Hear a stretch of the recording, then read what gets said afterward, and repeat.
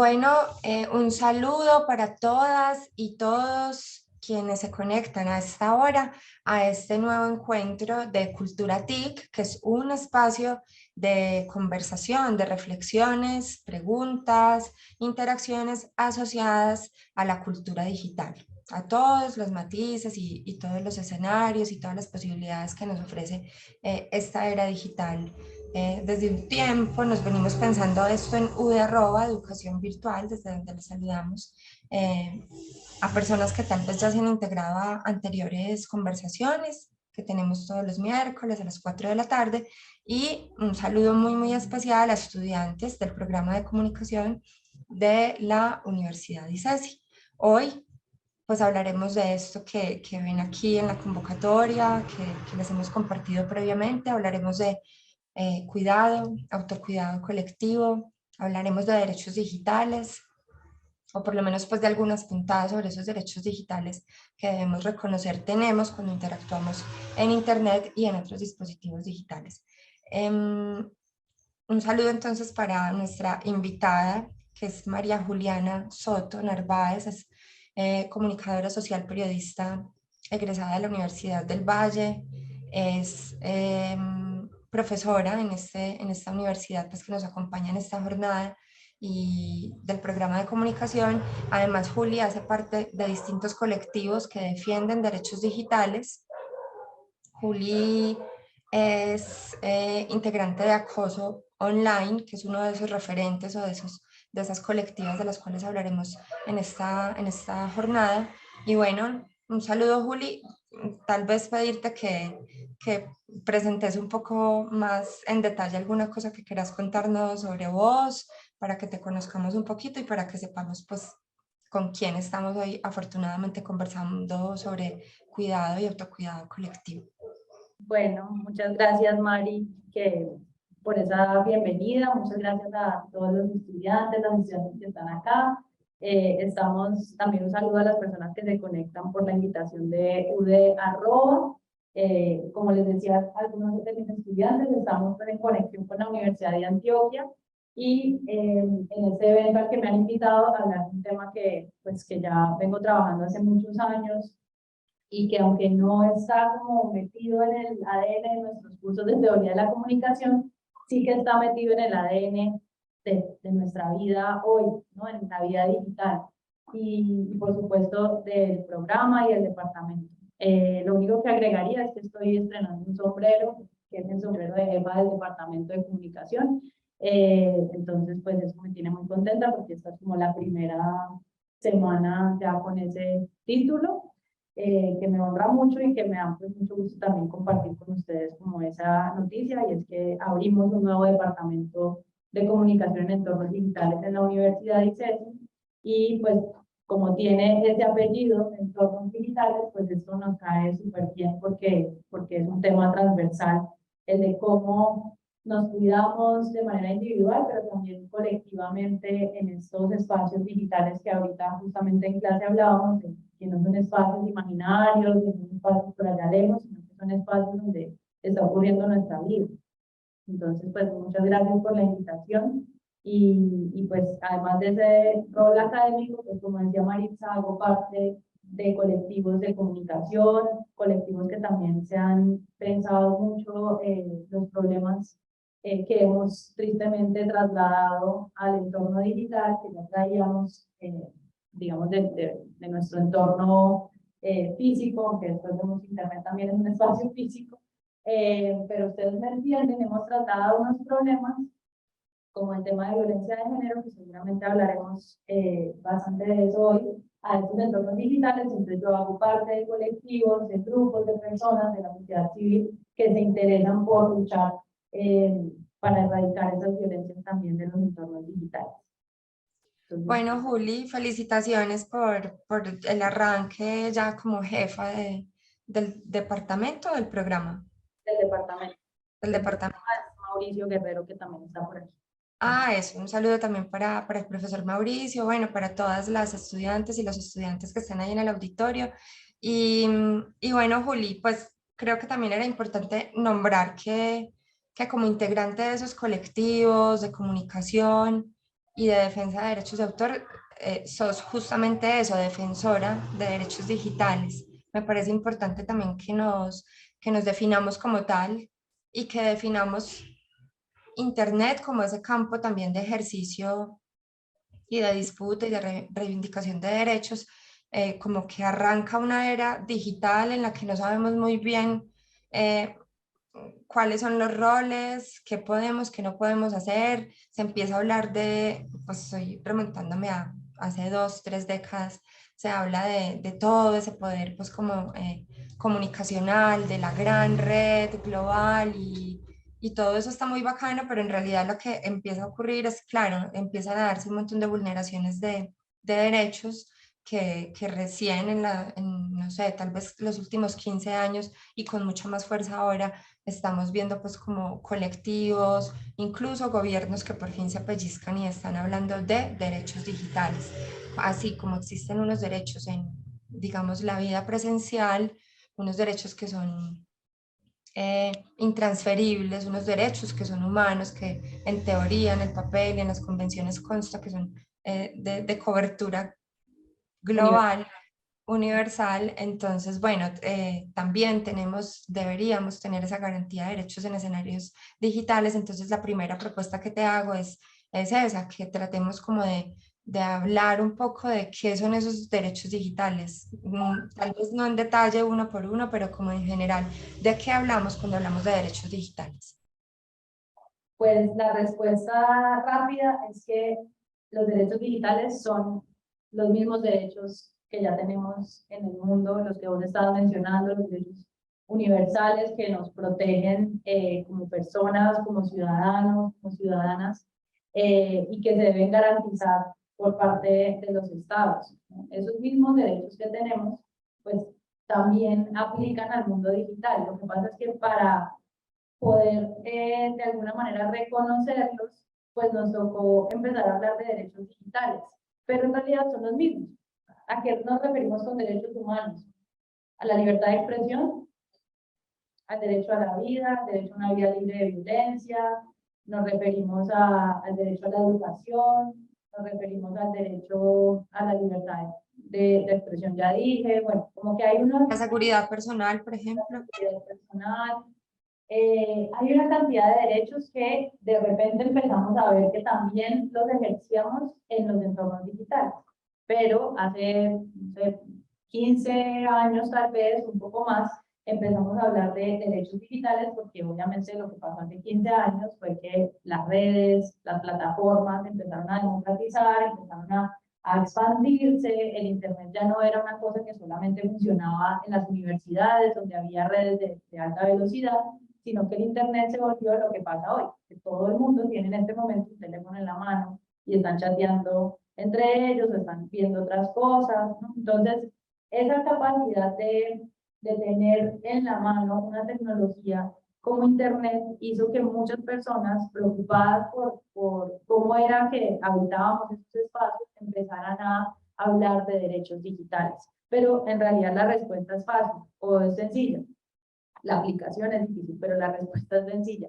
Los derechos humanos o los derechos digitales, perdón, son los mismos derechos humanos. Lo que pasa es que se están ejerciendo en estos entornos virtuales o digitales y allí pues lo que sucede es que posibilitan otros derechos, ¿no? Entonces Internet es un gran habilitador de derechos, porque Internet no es solamente Facebook o no es solamente Instagram o no es solamente TikTok, son plataformas, aplicaciones que funcionan en la red de Internet.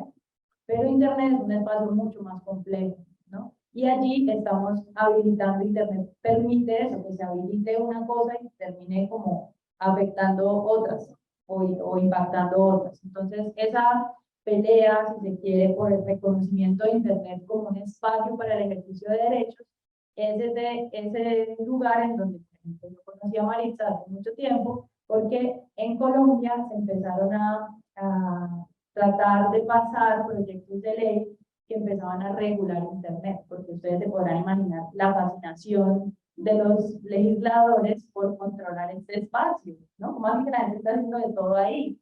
¿Cómo así que allí no hay, eso es como tierra de nadie, allí no hay leyes, allí todo se puede hacer?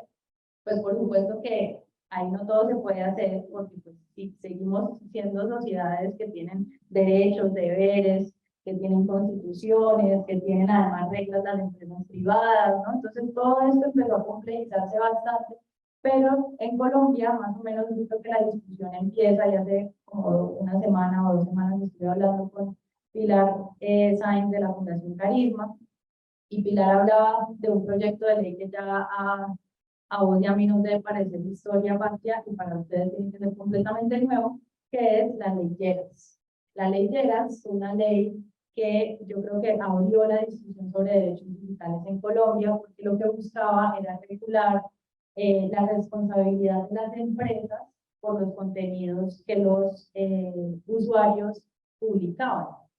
Entonces, imagínense que Google fuera responsable de todas las cosas que nosotros publicamos en Internet, o que Facebook fuera responsable de nuestros contenidos, o que Twitter tuviera una responsabilidad legal sobre eso.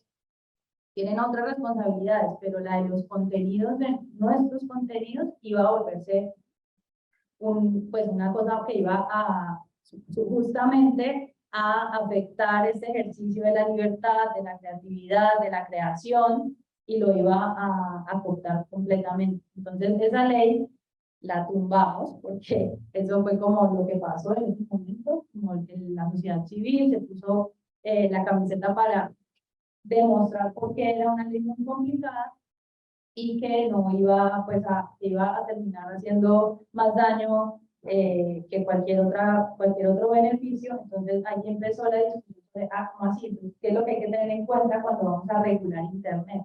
¿Y cómo se regula Internet? ¿Y quién es el dueño de Internet? ¿Y dónde queda Internet? ¿Tiene dirección? ¿Tiene oficina? ¿A quién le reclamamos? ¿No? Era como un poco las preguntas que empezábamos a hacernos aquí en ese momento, y ahí ya arranca pues una historia pues de distintas regulaciones. Todo esto es un poco así como leyes, regulaciones, políticas públicas que empezaron a pues como a poner sobre la mesa en la opinión pública el debate sobre los derechos que tenemos o que no tenemos en Internet. Juli, te voy a pedir que te quedes así como estabas, más cerquita del compu para que el eco no afecte la calidad de... Bueno, allí. Sí, ahí está súper bien. Sí, sí es cómodo para vos, está mucho mejor así. Y le quiero proponer a las personas que están vía Zoom, pero también a las personas que están en el auditorio, que metan la cucharada, como si en algún momento Juli va muy rápido o yo también ahorita que meta la cucharada también. No estoy siendo clara. Si tienen alguna pregunta, si quieren compartirnos lo que sea, entonces también, digamos, no hay que esperar hasta el final de este encuentro. Sí, es importante, porque si no se vuelve, pues nosotras lo pensamos como una conversación, pero pues es raro que yo converse con ella nomás. O sea, están aquí 50 personas y en el Zoom otras, así que si quieren preguntar algo, de uno. Igual, lo pueden hacer por el chat también, no solo abriendo el micrófono.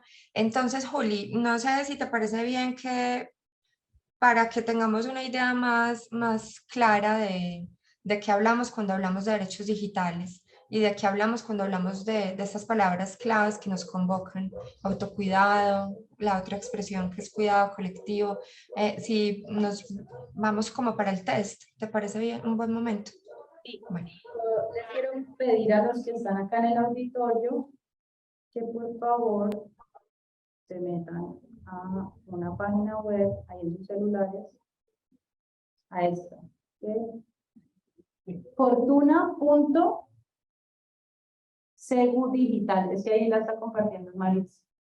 fortuna.segudigital.org. ¿Vale?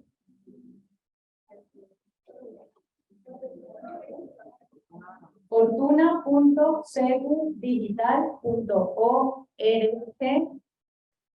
y ahí les debe salir ya en español, creo. Sí, ya sale en español y yo ya se los voy a pasar acá también en el chat de... Bueno, entonces, ese test, ay, perdón, me pide la cámara. Ese test no se demora nada, entonces por favor, háganlo en este momento para que podamos tener como unos puntos en común para conversar.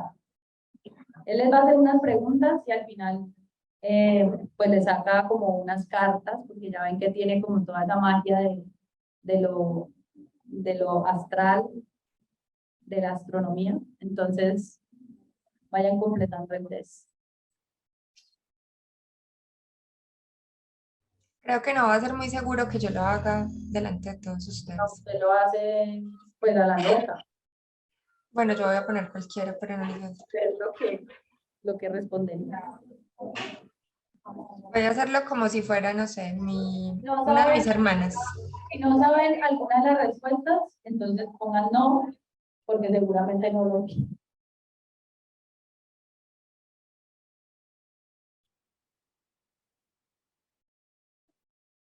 ¿Todo el mundo pudo entrar?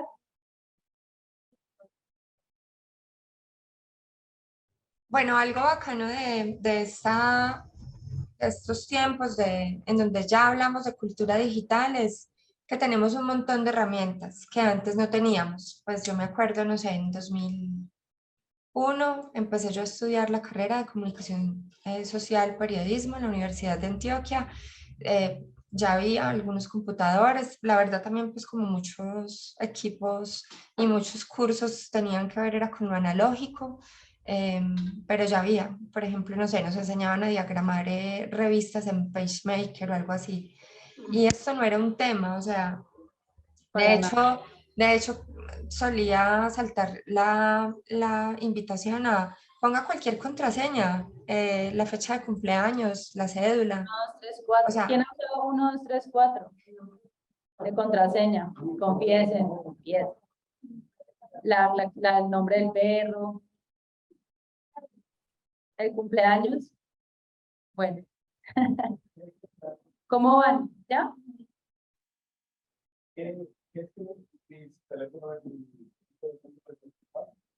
Ah, ya vamos a hablar de cifrado. Es que tienen que tener como esa opción de proteger una herramienta de seguridad para que si alguien, por ejemplo, coge tu teléfono y quiere acceder al sistema, pues no lo puede hacer. Pero entonces eso es una pregunta más técnica. Pero entonces si no sabes, pues no. creo que estaba la alternativa de no sé. O hay Bueno, una... en el chat también nos pueden ir contando si alguna vez han usado contraseñas asociadas a la fecha de cumpleaños, al perro, al nombre del perro, al nombre de la abuelita, al nombre de la escuela, Novio, novia. sí, el nombre de la mamá y el papá. Bueno, yo quería que hiciéramos este test porque eso nos ubica como en una de las orillas, digamos, del tema de hoy, que es el autocuidado y los cuidados digitales y los cuidados colectivos.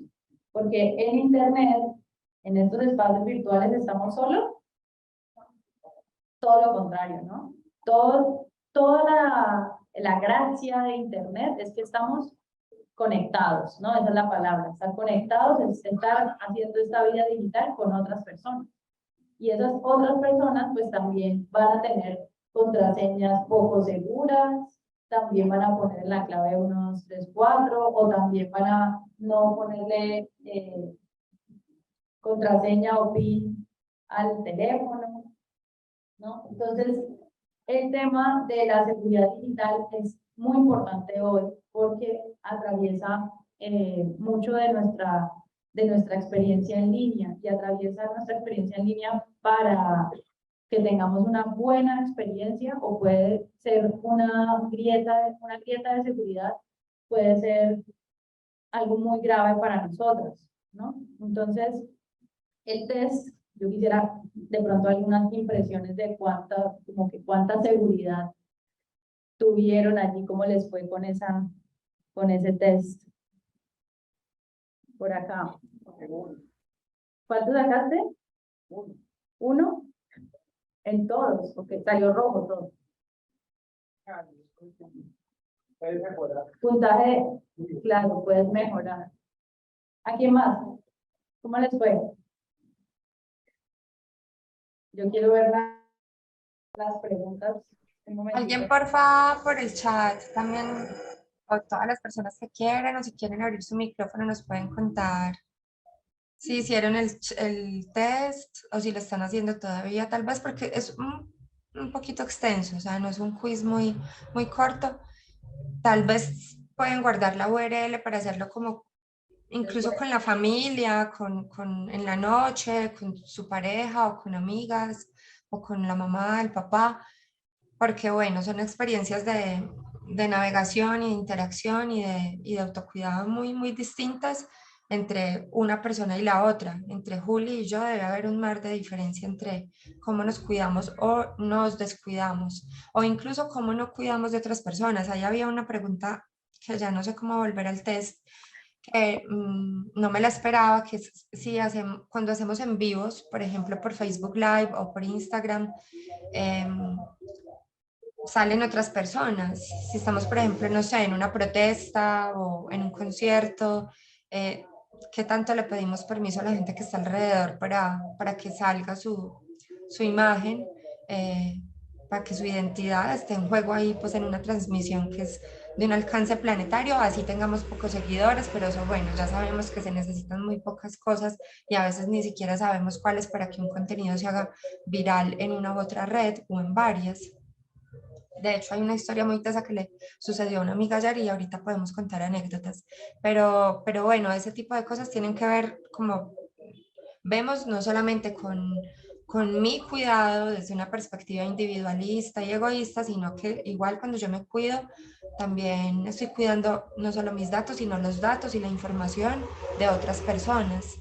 Y no sé qué tanto nos preguntamos por eso, pues como en el día a día.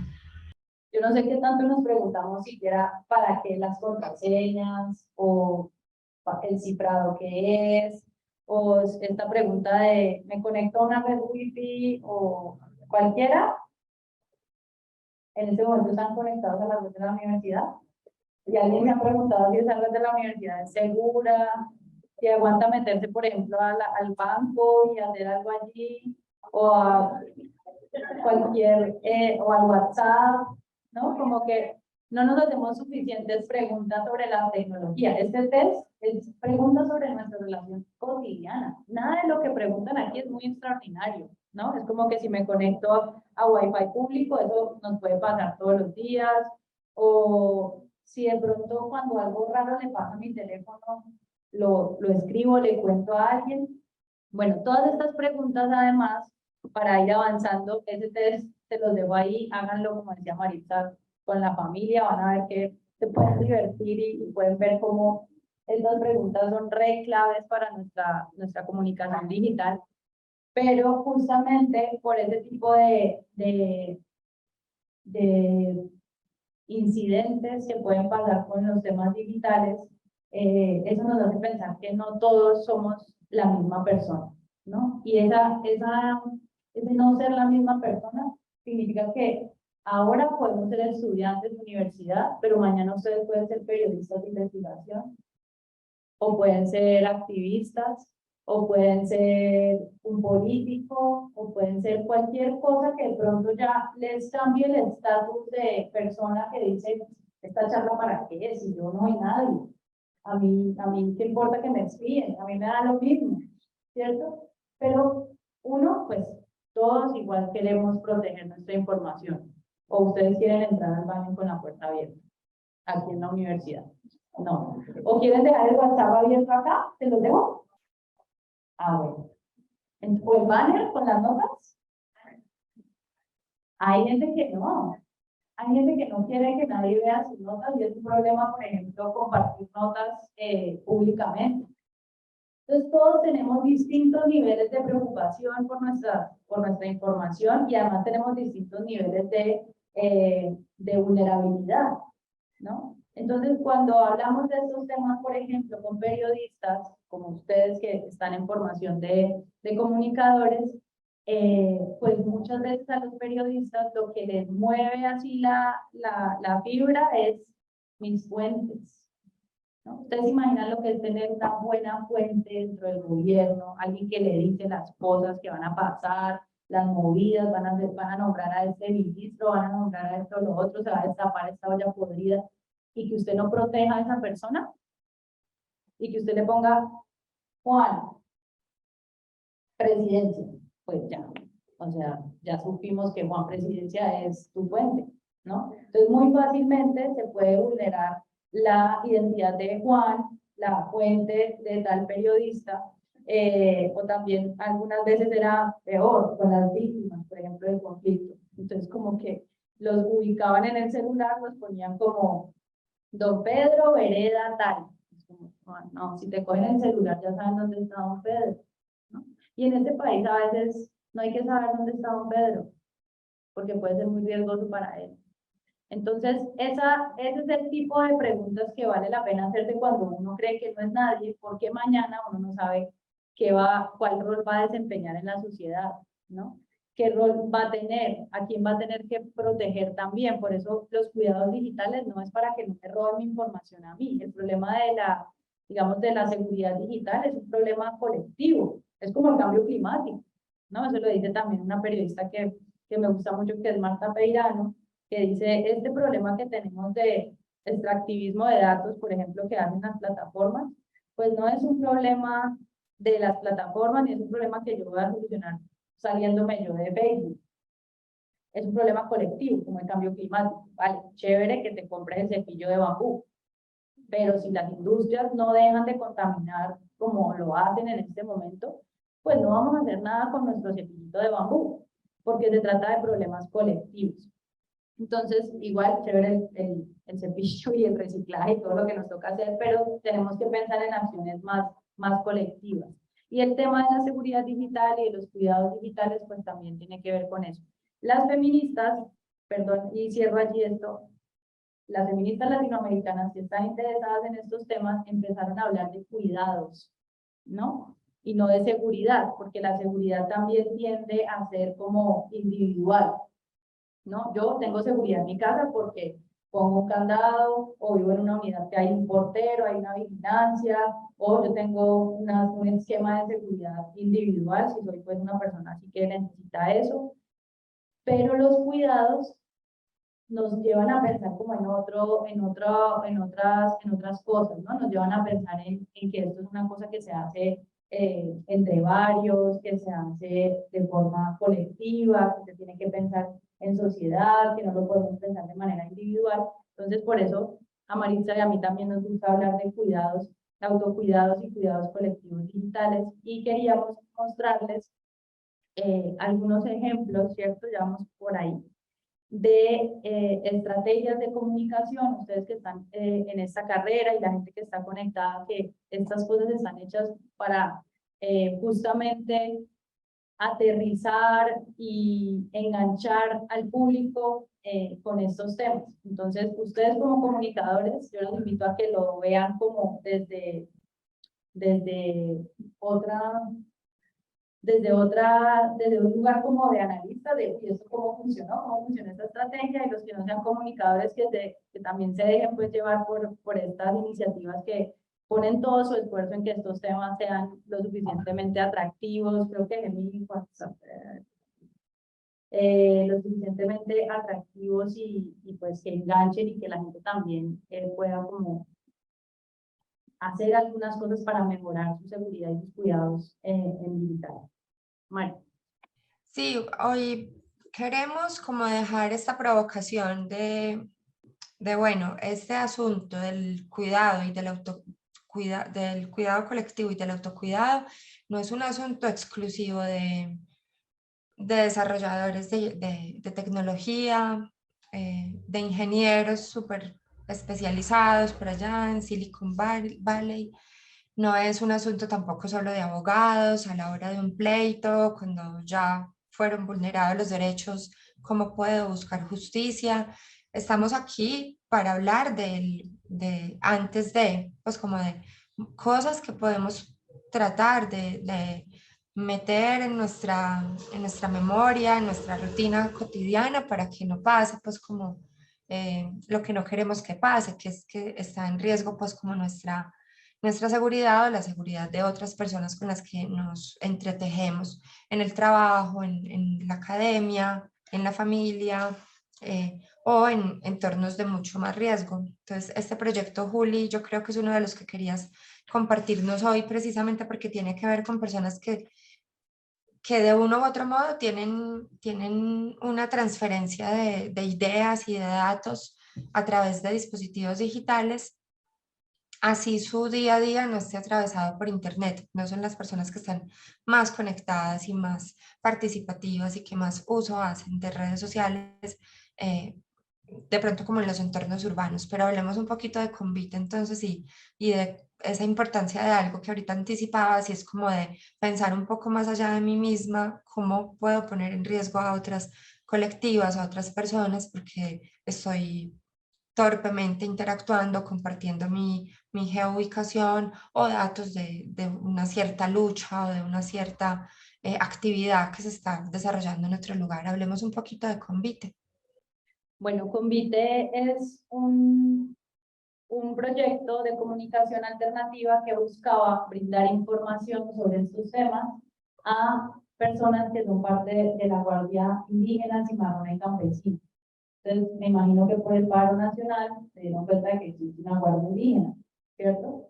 Entonces, estas personas que hacen parte de la Guardia Indígena, pues además hay otras guardias cimarronas, de las comunidades afro, y una campesina, pues son personas que son altamente vulnerables, ¿no? Porque pues ustedes vieron que hubo ataques directos a la minga, hubo mucha persecución, entonces las comunidades indígenas estaban como pensando esta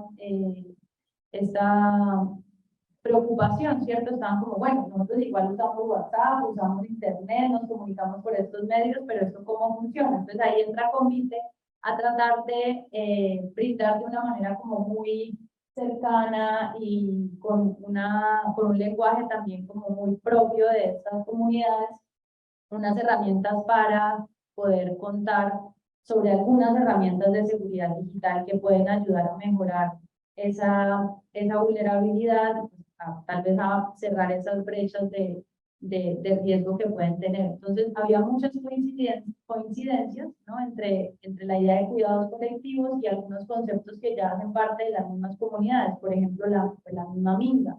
Minga es reunión, Minga es un encuentro para hacer algo. Vamos a hacer una minga para poder levantar esta casa. Vamos a hacer una minga para poder hacer un sancocho, ¿cierto? Entonces, como que esta idea de reunión también nos permitía pensar en cómo Internet también es una reunión, ¿no? Es un lugar de encuentro en donde, pues, como ya dijimos, se ponen en juego nuestros derechos.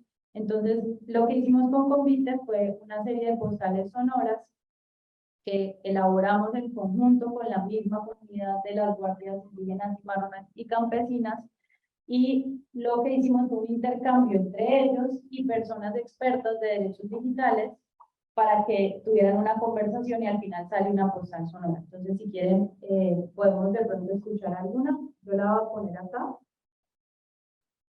Indican, porfa, si se escucha correctamente. Dale. Quería poner la bichofa. Puedes poner... Postales sonoras. ¿Sí se oye? Mari, es que quiero poner una que se llama Abrume Digital. Yo creo que está más arriba. Abrir eso.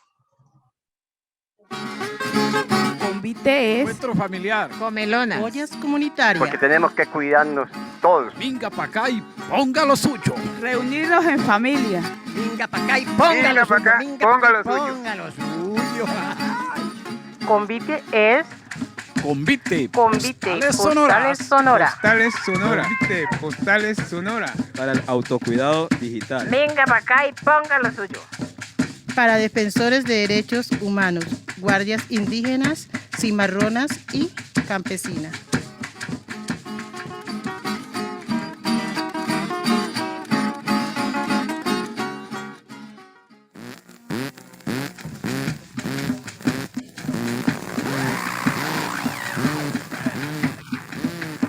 La señora que va moviendo.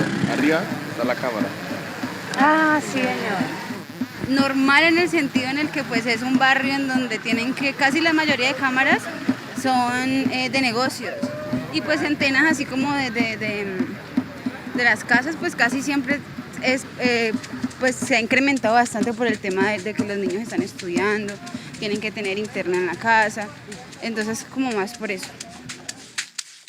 De paseo me fui, muchas antenas vi, con convite aprendí que eso contamina nuestro país. Pero pues acá vemos que, mire, cámaras por aquí, cámaras por allá, cámaras en los negocios y las cámaras andantes también que no pueden faltar. Pues en estos territorios urbanos ya es muy usual ver tanta cámara. Siempre ha estado la inversión en supuesta seguridad, pero pues las cámaras solo sirven para echar ojo de quién hace qué, ¿no? Porque proteger no hace nada. Convite Postales Sonora.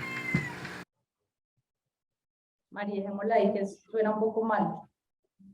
Pero bueno, lo que les quería decir era que este proyecto buscaba generar ese diálogo, no solamente como de que los expertos en derechos digitales le dijeran a la Guardia Indígena como, ay, esto así funciona el cifrado, o así funciona una buena clave, una buena contraseña, sino que también las comunidades le hicieran como, que las comunidades de expertos le hicieran como preguntas a las comunidades campesinas de cómo se cuidan, ¿no? Entonces, por ejemplo, la minga en sí misma es una estrategia de cuidado colectivo. Entonces, no viene un representante solo, viene una chiva, ¿no? Como que, y eso es una estrategia de cuidado. Es una forma de estar juntos y de, digamos, de entrar a entornos distintos, ¿no? Esta tarde en clase hablábamos de cómo las comunidades indígenas están en unos territorios y cuando se mueven a otros, pues ahí qué pasa, ¿no?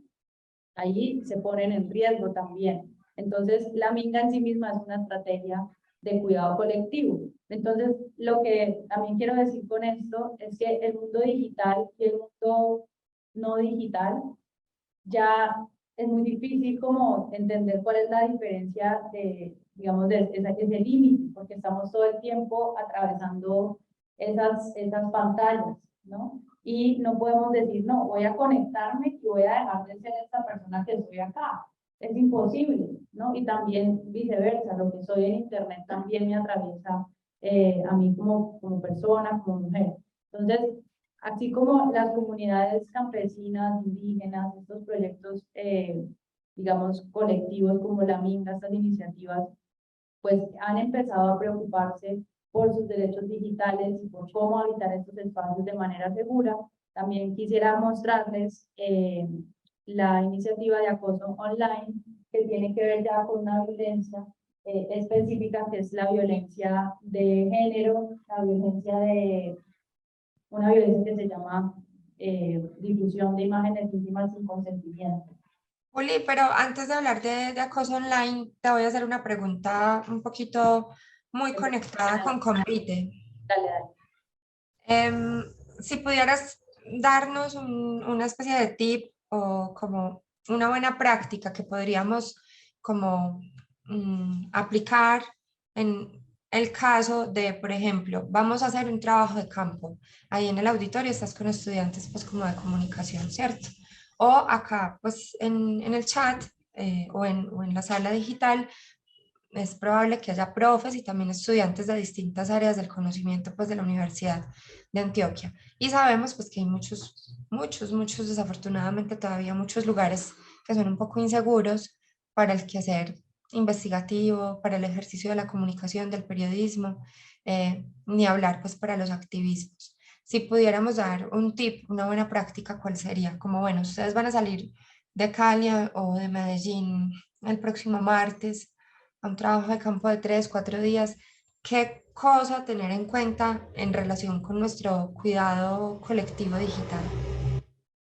Bueno, esa pregunta va a tener como mezclado asuntos digitales con asuntos no digitales. Entonces, lo primero que yo creo que hay que como tener en cuenta a la hora de salir a hacer un trabajo de campo y que yo quiero como tener como una serie de cuidados conmigo misma es alguien tiene que saber en dónde estoy. Eso puede resultar muy obvio para ustedes que todavía tienen una relación como muy cercana con sus padres, pero para la gente que ya no está en la casa de los padres, tener ese contacto, que alguien sepa a dónde voy, es muy importante. Entonces, que alguien sepa yo con quién estoy y a dónde voy. Eso no es ninguna tecnología. Eso pues es simplemente como una estrategia de cuidado muy básica, pero que muchas veces se nos olvida. Especialmente estoy hablando de una situación del tipo, voy a ir a hacer un trabajo de campo al Cauca, voy para Toribío, no sé. Entonces, alguien tiene que saber dónde estoy, con quién estoy.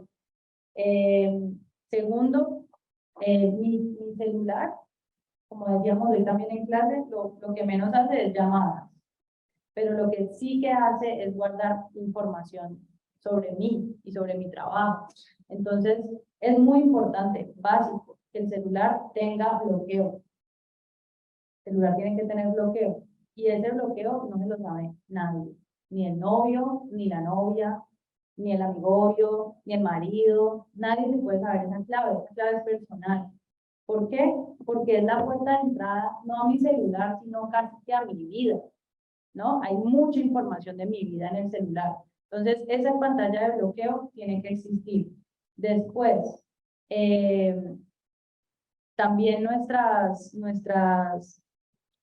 cuentas, por ejemplo, en redes sociales, muchas veces se confunden entre lo que yo soy, mi familia y mi vida personal, y por ejemplo mi activismo, en caso también de que yo fuera una activista o una activista política. Entonces, también una recomendación clave que me parece como de las más importantes y las que menos se hacen es tratar de tener mucho cuidado con qué publico en mis redes sociales y qué tanto estoy exponiendo a mi familia y a otras personas. Entonces, yo siempre cuento esto porque es muy gracioso. Yo tengo como unos perfiles súper privados, no sé qué. Mi mamá no. Y adivinen de quiénes son las fotos de mi mamá. Pues mía. Entonces, como que yo tengo un nivel de seguridad como supremamente alto, según yo, pero mi eslabón más débil es mi mamá, porque mi mamá pone fotos de dónde fuimos a almorzar, dónde fuimos a hacer esto, lo otro. Entonces, esa exposición pues ya no depende de mí, sino de otra persona, de un tercero. Entonces también identificar, entonces, ¿qué hice yo? Pues me metí como con ella, vamos a revisar el Facebook. El Facebook, ¿quién lo puede ver? ¿Tus amigos? ¿Todo el mundo?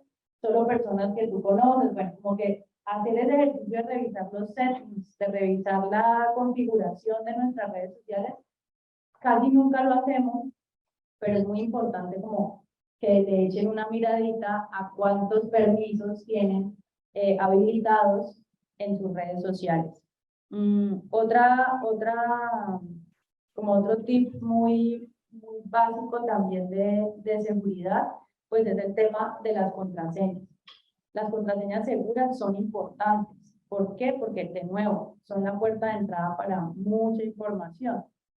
Y normalmente, ¿qué hacemos? Tenemos una contraseña igualita para todas las cuentas y jamás la cambiamos, ¿sí o no? Bueno, yo creo que lo importante no es estar cambiando las contraseñas, ya como que también dice Mari que se puede tener una contraseña buena por más tiempo, pero las contraseñas deben ser largas, deben ser complejas, o sea, deben tener símbolos, números, caracteres. Tienen, ojalá que tengan, que ustedes la puedan recordar. Entonces, una estrategia que siempre me parece como chévere y que funciona es que la contraseña sea, por ejemplo, la estrofa de una canción que nadie le ocurre que a usted le guste. Y esa contraseña la puede modificar, le puede modificar unos caracteres. Entonces, si la A no es A, sino que es un 4, y así, usted la va cambiando a su gusto. Pero es una contraseña que uno se la sabe y así puede tener unas 2 o 3, pues dependiendo de las redes que tenga, y no está con la misma contraseña en todos lados, ¿no? Porque eso, pues, imagínense el nivel de vulnerabilidad. Con una contraseña entraban a todo. Y ese tema, pues, que sé que ronda por aquí en el ambiente y es como, ay, pero tanta cosa con la seguridad, pero pues a mí de verdad me da lo mismo. Y además porque Google ya sabe todo, Facebook ya sabe todo. Pues creo que hay una anécdota también, creo que pues a mí me impactó mucho, que la contó esta periodista que ya mencioné, y es que en la Segunda Guerra Mundial, cuando los nazis estaban desarrollando su proyecto de muerte, llegaron a buscar a los judíos, ¿cierto? Y no llegaron a buscar a los judíos solo pues ahí en Alemania, sino también en otros países. Creo que cuando llegaron a Holanda, pues el gobierno de Holanda había hecho un censo unos meses antes, y entonces tenía un censo por religiones. Entonces cuando llegaron los nazis, pues tenían la tarea hecha, ¿no? Ya sabían dónde estaban todos los judíos. ¿Alguien pensó que el censo iba a poner en riesgo la vida de los judíos? O sea, que ese nivel de detalle, de datos, de dónde viven, cuántos son, cuál es la dirección. Pues no. Pero al final terminó facilitando mucho, ¿no? Esa ubicación de esas personas para ser pues, víctimas de esa empresa del nazismo. Entonces, como que hay cosas que no alcanzamos a dimensionar. Y con esa anécdota, además, lo que nos hace pensar Marta Peirano es lo que hoy parece inofensivo, mañana puede ser tremendamente peligroso, ¿no? Y hoy todavía lo que puede pasarnos es que estemos en el lugar equivocado, en el momento equivocado, y que esa información nos exponga, ¿no? Nos termine de exponer mucho más. Entonces, por eso es como, estas cosas muy básicas pueden ayudar a mitigar esos riesgos, pueden ayudar a que eso no pase tan rápido, ¿no? Hay, por ejemplo, activistas que dicen, yo voy a viajar y voy a pasar una frontera muy jodida, por ejemplo, la frontera México-Estados Unidos. Esa frontera es delicada. ¿Qué hacen? Pues desactivan Facebook y pasan sin Facebook en el teléfono. ¿Por qué? Porque cuando llegue el agente de inmigración, pues no tiene Facebook, pues no tengo, ¿no? Entonces eso es como llegar un poquito como con un nivel de seguridad y no de paranoia, porque realmente lugares como las fronteras o como estos espacios pues como donde hay una autoridad que puede fácilmente abusar de su autoridad y de su poder, pues son lugares donde nosotros tenemos que tener también ciertas estrategias. Y les repito, lo que hoy les puede parecer como, no importa, yo estoy tranqui, yo soy un estudiante, pues mañana ustedes no van a ser estudiantes toda la vida, ¿no? Y van a tener otro tipo de, digamos, de escenarios a los cuales llegar y enfrentarse y tener como estos cuidados, pues va a ser como una buena idea a la hora de pasar una frontera, por ejemplo. Total. Bueno, cuando hablamos de cuidado colectivo, de autocuidado, es porque tenemos que hablar de descuido o de descuidos varios, o sea, vulneraciones probablemente pues como de esos derechos digitales o de esos derechos humanos en plataformas digitales. Ya Juli pues mencionaba libertad de expresión como uno de los grandes derechos que podemos ejercer o que se nos puede ver como violentado, vulnerado en Internet, pero hay otros, digamos, más de la esfera de lo íntimo y de lo privado. Entonces hay una posibilidad, un formato pues como de interacción usual, que es el sexting, por ejemplo, que es como yo puedo, si quiero, consentidamente, como tener sexo por internet o tener conversaciones pues como más íntimas, pero hay un montón de cositas también que podemos hacer en el día a día para que esto no se vuelva pues como un riesgo. Entonces, este proyecto pues del que nos va a hablar Juli es muy significativo porque por supuesto también cuando hablamos de vulneraciones de derechos, pues hay unas poblaciones que son las que más sistemática e históricamente tienen vulnerados esos derechos, las mujeres, las disidencias, las personas de poblaciones afro, bueno, lo que veíamos en Convite, indígenas, raizales, personas que por exclusión o dentro de esa interacción digital tienen pues también como un montón de lesiones en el ejercicio de sus derechos digitales y no digitales.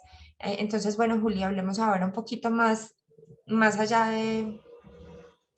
de esa seguridad y esas prácticas, pues como en los entornos de más activismo, de ejercicio de algún trabajo, digamos, social. Hablemos ahora ya en la vida, digamos, entre comillas, privada, cómo podemos también cuidarnos y qué significa eso de acoso.online.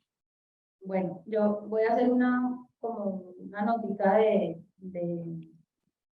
como de orden, porque la clase de nosotros es hasta las 5. Entonces yo sé que algunos se tienen que ir, tienen clase o se tienen miedo al trancón, no sé. Entonces seguramente yo me quedo sola en unos minutos, porque los que tengan que ir, pues se pueden ir. Yo me quedo, termino la charla acá con la gente de la Universidad de Antioquia. Pero me gustaría, si se pueden quedar estos minutos, mostrarles acoso online, porque acoso online pues es como una respuesta a una violencia que existe, que es muy afecta mucho, sobre todo a las adolescentes, a las chicas más jóvenes, y es pues el tema de la pornovenganza o de la pornografía no consentida, que seguramente ustedes han escuchado, que es cuando, digamos, consentimos grabar un video, o tomarnos una foto, pero no hemos consentido la publicación de esa imagen.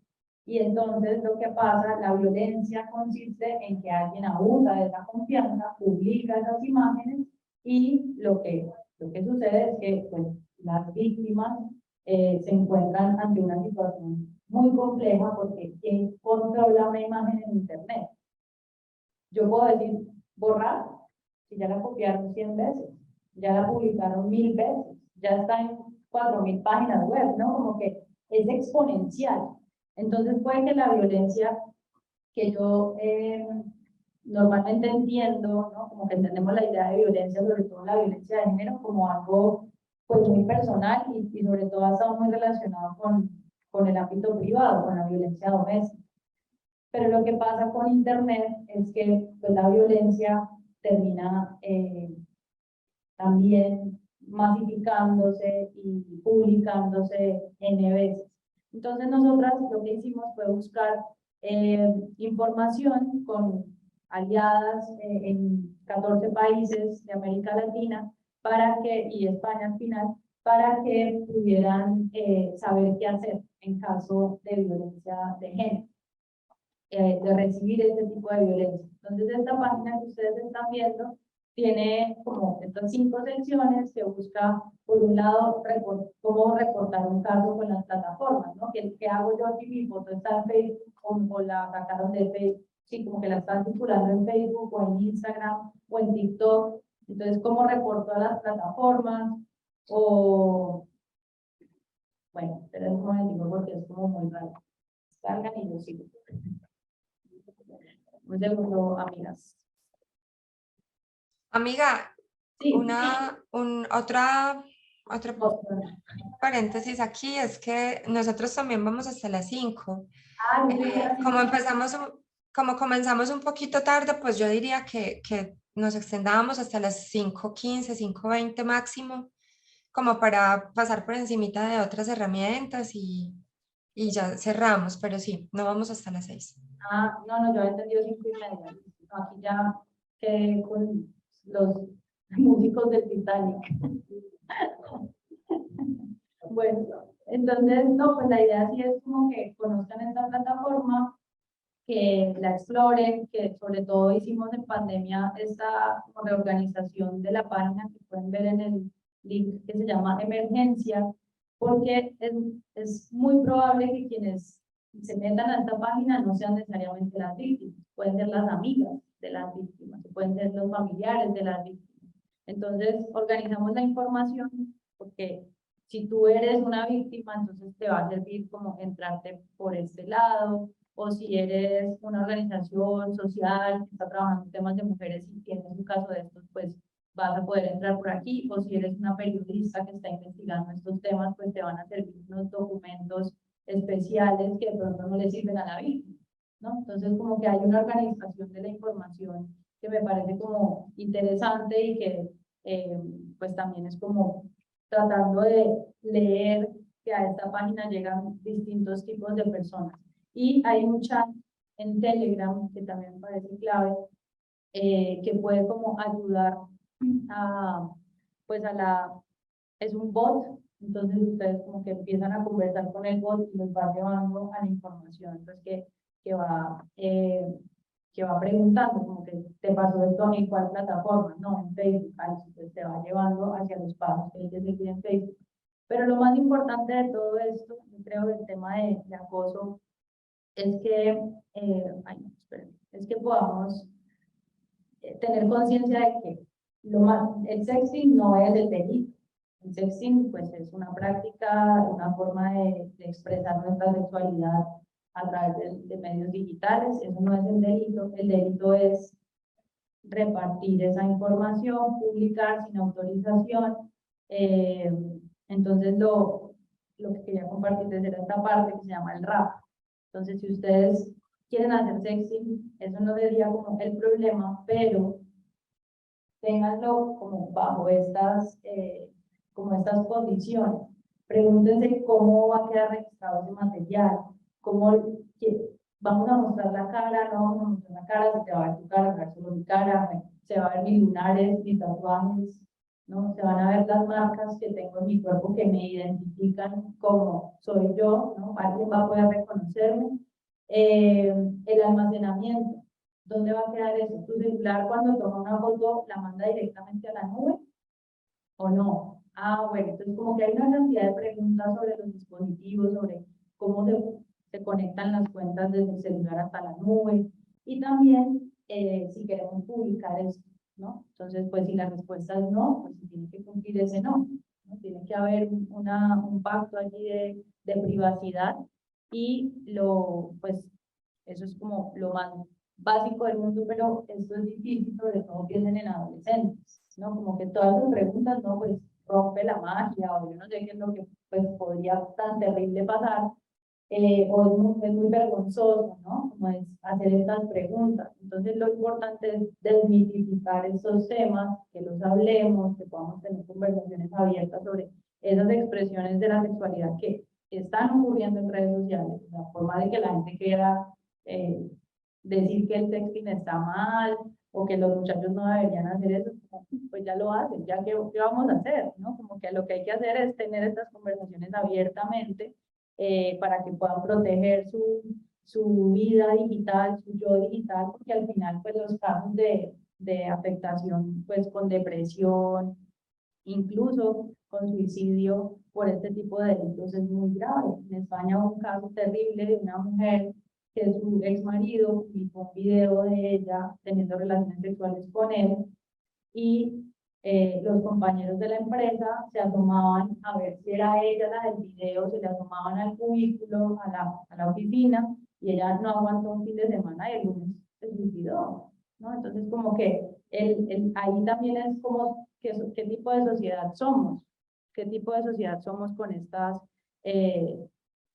prácticas y con este tipo de violencias que al final pues terminan afectando muchísimo la salud mental de las personas, y haciendo un juicio obviamente particular sobre los cuerpos de las mujeres, ¿no? Que ese también es el tema allí que atraviesa eso. Un hombre en un video teniendo relaciones sexuales puede ser leído como normal, o un varón, o alguien así como muy cool, muy experimentado, pero una mujer no, una mujer la van a descalificar inmediatamente. Entonces hay juicio moral sobre los cuerpos de las mujeres en internet también, que se evidencia mucho con esta violencia. Y ahí ya estás mostrando Vida Activa, que también por el tema de salud mental, yo creo que con ese podemos cerrar. Yo fui usuaria de Vida Activa. Vida Activa es una plataforma creada por unas colegas en México, para activistas, periodistas y mujeres que quieran mejorar o trabajar un poco su salud mental en línea. Y entonces, por ejemplo, a mí me pasó que en el medio del paro tenía un nivel de estrés tremendo por el trabajo que estaba haciendo, y esto es como una especie sí, de llamada, ¿no? Entonces uno también, un chat de ayuda. Entonces tú dices, hola, no tiene, puede ser anónimo, pero te empiezan a ayudar como con recursos tipo un podcast para que hagas relajación o unas instrucciones para poder meditar, ¿no? Como que había una cantidad de recursos, yo estoy diciendo los que me mandaron a mí, pero es un proyecto pues, mucho más amplio que busca como apoyar esa parte, porque justamente cuando hablamos de derechos digitales, pues también hablamos de activistas y de periodistas que defendemos los derechos humanos y que terminamos pues escuchando casos, teniendo que ayudar a un montón de personas y que eso pues hace que también tengamos que cuidar nuestra salud mental. Y en general, Juli, yo creo pues que no solo tampoco es asunto de activistas o defensoras y defensores de derechos, sino que todas las personas que interactuamos en Internet estamos sometidas a grados tenaces de infoxicación, de una saturación, pues como un bombardeo segundo tras segundo de todo tipo de información, a veces confirmada, a veces no, experimentamos niveles de ansiedad muy altos y de zozobra muy altos como en la pandemia, que no sabíamos realmente qué creer, en dónde informarnos, llega un punto en el que no queremos informarnos más. Si producimos también esa información, también por supuesto es como muy abrumador consultar muchas fuentes o no encontrar como confirmación de cierta data. Entonces yo creo que pensar en salud mental para todas y todos y todas es como algo súper importante, como que también hablamos de cuidado y de cuidado colectivo y tenemos que hablar de proteger nuestra salud mental y de buscar cómo a veces de pronto la enajenación de esa información no es como la vía más responsable, como bueno, entonces yo no vuelvo a consumir noticias, no vuelvo a entrar a ninguna red social, eso es un poquito, pues como convertirnos en una suerte de ermitaños en esta era digital es bastante difícil, porque muchos ejercicios de derechos pasan por ahí. Tenemos que presentar no sé, la declaración de renta, bueno, tenemos que pelear con determinados sistemas de información, tenemos que estar envueltas en educación virtual, o sea, hay como muchas cosas de nuestra vida muy fundamentales que están pasando por acá y por eso nos parecía importante hablar en este tiempo que es muy corto, pero que de todas maneras deja eso que yo decía al comienzo, unas provocaciones para que esculquemos estas herramientas que antes no teníamos, no había tantos colectivos y tanta gente reflexionando sobre esto y ahora, bueno, es un tema en un encuentro de cultura digital virtual como este, pero puede ser un tema de conversación como vos con tu mamá sobre cómo manejar las fotos y ciertos datos, lo podemos hablar en familia, lo podemos hablar en pareja, lo podemos hablar con grupos de amigas, de amigos, con los más chiquitos de la casa, con los sobrinos, con las hijas, los hijos de nuestras amigas, entonces como que es un tema y tiene que hacerse cada vez más un tema de esta protección de nuestros derechos digitales y estas distintas vías de cuidado y de autocuidado en lo digital. Sí, yo solo quisiera como cerrar diciendo que todas estas herramientas, por ejemplo, de las contraseñas, todo esto que mencioné hace un rato, pues terminan siendo la manera que tenemos de proteger un derecho, que es el derecho a la intimidad, a la privacidad. Entonces, eso es como la conexión que hacemos entre derechos y herramientas, ¿no? Como que es la forma como cotidiana que tenemos para defender nuestro derecho a la intimidad es pues poniendo buenas contraseñas, siendo como cuidadosos con a quién le compartimos, no la compartan, pero digamos como con quién comparto estos espacios digitales. Esa es nuestra manera de proteger, por ejemplo, el derecho a la intimidad, pero como decía Maritza, estar allí, participar, pues también es nuestra forma de ejercer el derecho a la libertad de expresión. Si yo me quedo en una burbuja donde no veo nada, pues ahí tampoco estoy ejerciendo mi derecho a la libertad de expresión. Entonces, al final, todas estas conexiones lo que nos permiten es ver que Internet en efecto sí es un espacio para el ejercicio de derechos fundamentales y que depende mucho de nosotras también, pues que esos derechos sigan existiendo y sigan, que tengamos como la idea de garantizarlos con lo que tenemos a la mano y también involucrarnos en las peleas pues que son de mayor escala, ¿no? Que cuando veamos que hay un proyecto de ley como ese que les conté al principio, que va a afectar la forma en la que compartimos información y contenidos en Internet, pues que nos pongamos las pilas a estudiar, a ver qué es lo que está pasando, apoyar a los que estén tratando, digamos, de mejorar esa iniciativa legislativa, como que involucrarnos con estos temas puede ser de muchas, pues desde muchos frentes. Y ahí Maritza les está dejando otros enlaces a los que están en línea. Yo después les comparto estos porque ustedes son mis estudiantes, yo los voy a seguir viendo. y entonces les puedo compartir. Pero ya creo que podemos cerrar, Mari. Sí, les dejé en el chat a las personas que siguen conectadas aquí vía Zoom un proyecto que también fue creado por María Juliana, que es Sur del Lirio, que nos permite entender también como la importancia de cuidar nuestros datos y también como entender qué es eso de vigilancia, que es una de las formas más agresivas, pues cómo se mercantiliza nuestra información, nuestros datos, y que puede implicar también un riesgo, pues no solo para nuestra seguridad digital, sino también para nuestra seguridad física en momentos determinados. Entonces es muy bacano pues como ver esta serie que es tiene varios capítulos y además está atravesada por la salsa, entonces hay fórmulas alternativas también de comunicación que nos permiten ahondar en estas temáticas que no son solo pues como largos PDFs, informes, relatorías de la Comisión Interamericana de Derechos Humanos que se los leen ni los que escriben la relatoría de 200, 300 páginas, hay muchos recursos, estamos compartiendo algunos de ellos.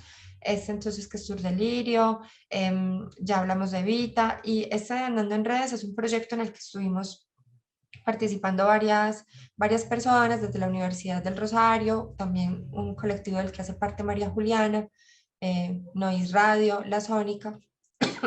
Y en Andando en Redes van a encontrar distintos módulos que también están asociados a algo que yo creo que es como en general el ambiente que nos conecta, que es la búsqueda del bien vivir digital, pues del bien vivir físico y digital, como buscar que Internet sea un puente entre esos dos mundos, que son reales ambos, y ahí nos estamos moviendo en lo cotidiano. Y este proyecto o estos contenidos están muy dirigidos a personas migrantes, pero pueden ver que que son útiles para todas y todos y también para hablar en familia. Hablamos de qué significa ser ciudadanía digital, hay muy buenas prácticas que también nos dan pistas y van a encontrar infográficos, postales sonoras que nos ayudan a entender cómo se construyen contraseñas seguras, qué son las cookies, qué es eso del cifrado, que ahorita alguien por ahí lo preguntaba, porque deberíamos tener claro que es un inventario digital. En fin, son 5 módulos que además están